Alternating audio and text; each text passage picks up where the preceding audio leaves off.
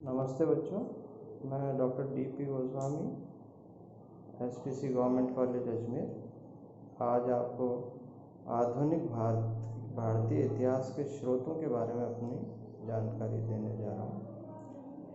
जैसा कि आपको विदित ही है, इतिहास किसी भी राष्ट्र के भविष्य को निर्धारित करने के दृष्टिकोण से एक अत्यंत महत्वपूर्ण विषय है और इतिहास लेखन में जिन तथ्यों का प्रयोग किया जाता है वो अत्यंत महत्वपूर्ण होते हैं। भारतीय इतिहास लेखन ने यूरोपियों के आगमन से पूर्व जिस व्यवस्था को हमारे यहाँ लागू किया हुआ था वह राज दरबार तक ही सीमित थी, लेकिन यूरोप के आगमन के पश्चात और प्रिंटिंग प्रेस की खोज के पश्चात 18वीं से 20वीं शताब्दी के दौरान ऐतिहासिक सामग्री की प्राचुरता पूरे भारत में देखने को मिली और इन सब में जो महत्वपूर्ण चीज़ें जो सामग्री के रूप में देखी गई वो है राजकीय अभिलेख। ईस्ट इंडिया कंपनी के अभिलेखों ने 1600 से 1857 की कालावधि के दौरान व्यापार दशाओं का विस्तृत वर्णन प्रदान किया है और यह सत्य है कि ब्रिटेन की वाणिज्यिक कंपनी ने हजारों मील दूर एक बड़े क्षेत्र पर अपना राजनीतिक सर्वोच्चता स्थापित की, जिसके लिए एक प्रकार के प्रशासन की आवश्यकता थी जो पूरी तरह कागजों पर था।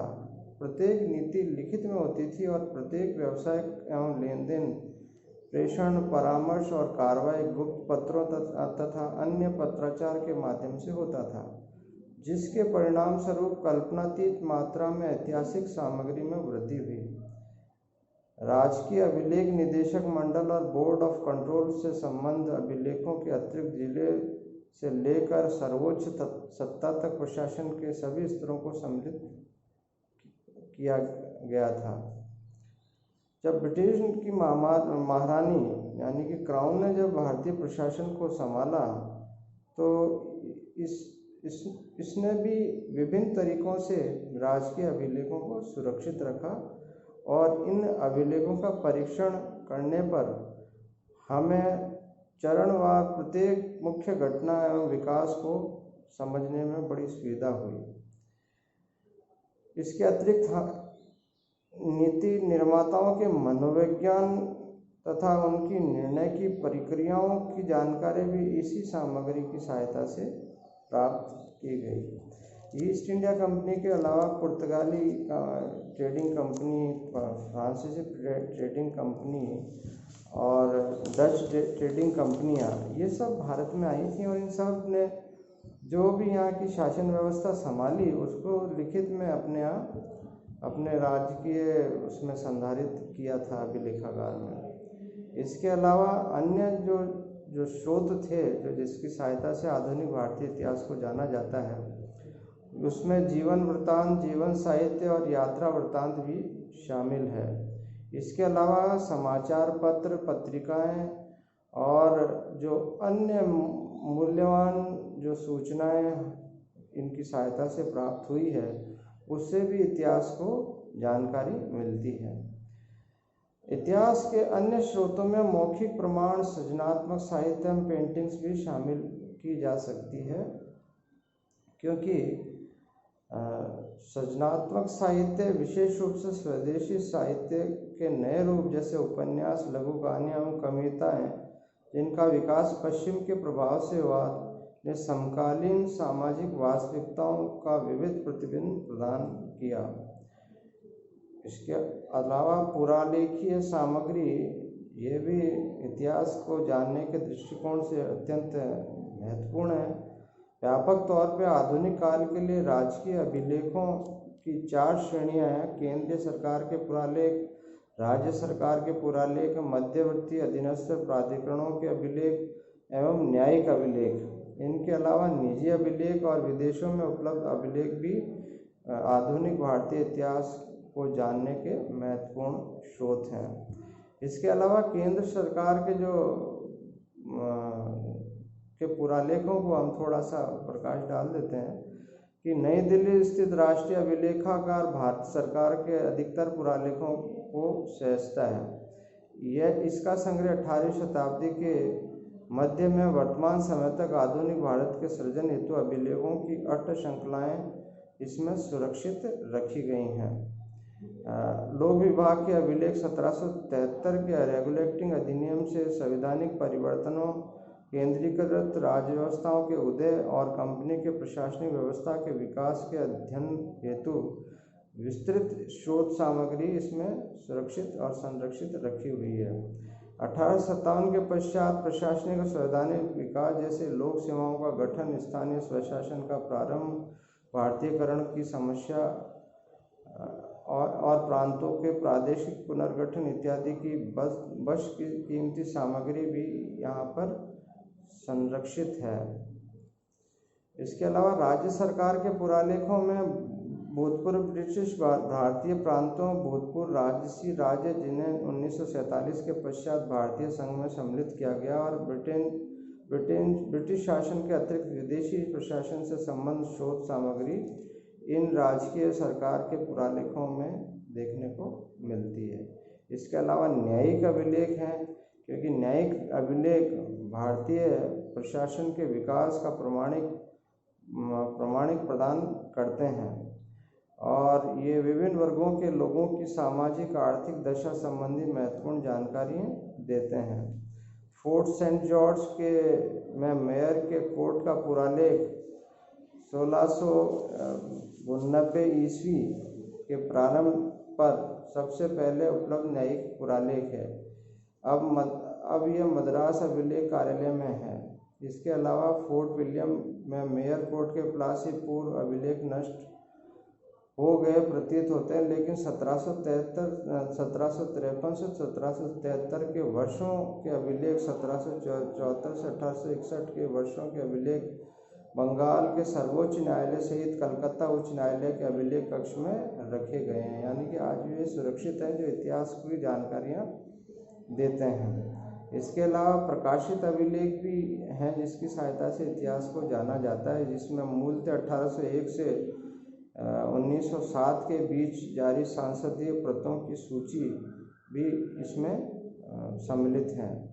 इसके अलावा निजी पुरालेख, जो व्यक्तियों एवं परिवारों से संबंधित पत्र एवं दस्तावेज होते थे और जो भारत के व्यवसाय और औद्योगिक निगमों, राजनीतिक, सामाजिक, धार्मिक, शैक्षिक एवं सांस्कृतिक गतिविधियों को समर्पित संस्थाओं, समाजों एवं संगठनों के विकास में महत्वपूर्ण भूमिका अदा करते थे, वे सब इतिहास की जानकारी देने के लिए अत्यंत महत्वपूर्ण स्रोत हैं, जो आज की तारीख में प्रचुर मात्रा में उपलब्ध हैं। इसके अलावा विदेशी संग्रहालयों में पुरालेख सामग्री, इससे भी आधुनिक भारतीय इतिहास को जाना गया है।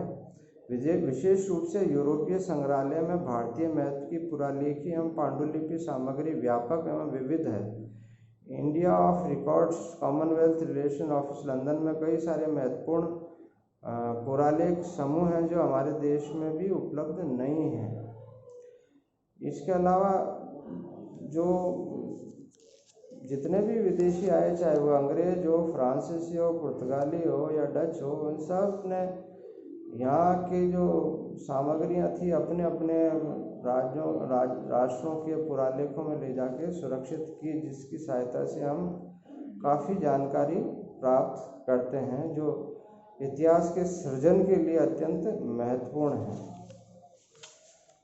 इसके अलावा जीवन साहित्य, संस्मरण और यात्रा वृत्तांत भी आधुनिक भारतीय इतिहास लेखन को लिखने में काफ़ी सहायता मिलती है।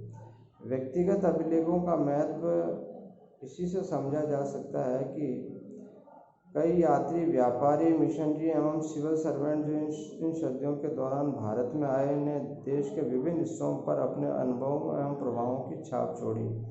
इन वृत्तांतों ने आधुनिक भारतीय इतिहास के अध्ययन हेतु बेहद उपयोगी स्रोत का कार्य किया है। इन लेखकों के समूह में सर्वप्रथम मिशनरीज आते हैं जिन्होंने स्थानीय निवासियों से सुसमाचार का प्रचार करने के लिए भारत में अधिकाधिक मिशनरीज भेजने के लिए और अपने समाजों को प्रोत्साहित करने हेतु लेखन लिखे। इसके अलावा जो यात्रा वृत्तांत है, विशेष रूप से ब्रिटिश ईस्ट इंडिया कंपनी के कुछ कर्मचारियों ने यात्रा वृत्तांत लिखे जो बेहद मूल्यवान हैं। इनमें जॉर्ज फोस्टर का यात्रा वृत्तांत, जिन्होंने 1783 में बंगाल, लखनऊ, श्रीनगर, नादौन, कश्मीर की यात्रा की तथा इसके अलावा काबुल, कैप्सियन सागर, सेंट पीटर्सबर्ग होते हुए वापस इंग्लैंड गए थे। इन्होंने अपने इस वृत्तांत को बड़े ही रोचक दृष्टिकोण से लिखा है। इसी कड़ी में बेंजामिन हेन ने 1814, जेम्स बर्न ने 1831 और जॉन बटलर ने 1855 में अपनी यात्राओं के वृत्तांत लिखे हैं जो भारतीय इतिहास को समझने में सहायता करते हैं। इसके अलावा समाचार पत्र एवं पत्रिकाएं जो थी उससे भी आधुनिक भारतीय इतिहास को समझा जा सकता है, जो विशेषतः 19वीं और 20वीं शताब्दी में प्रकाशित की गई। Bengal gazette, Calcutta general gazette, the Bengal journal, the oriental magazine of Calcutta इत्यादि ये कुछ महत्वपूर्ण समाचार पत्र एवं पत्रिकाएं हैं जिसकी सहायता से इतिहास जाना गया। इसके अलावा महत्वपूर्ण जो समाचार पत्र हैं उसमें द हिंदू, स्वदेश मित्रन,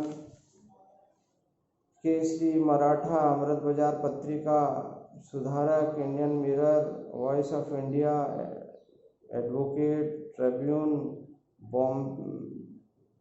ध्यान प्रकाश, सोम प्रकाश एवं साधारणी इत्यादि ये कुछ समाचार पत्र हैं जिसकी सहायता से भी आधुनिक भारतीय इतिहास को जाना जाता है। इसके अलावा विदेशी प्रकाशन भी हैं, समाचार मौखिक प्रमाण भी हैं, सृजनात्मक साहित्य भी हैं, लघु कहानियाँ, चित्रकला, कंपनी चित्रकला का विकास, 1857 के जो विद्रोह हुई उसके ऊपर जो चित्र बनाए गए वो, काली घाट चित्रकला, कला स्कूल इत्यादियों से इतिहास को लिखने में बहुत ही सहायता मिली। तो ये मैंने संक्षेप में आपको आधुनिक भारतीय इतिहास को किन संसाधनों की सहायता से लिखा गया वो अपने इस व्याख्यान में समझाया है। आशा है आपको मेरी बात समझ में आई होगी। कल मैं और किसी नए विषय पर अपनी बात रखूँगा। धन्यवाद।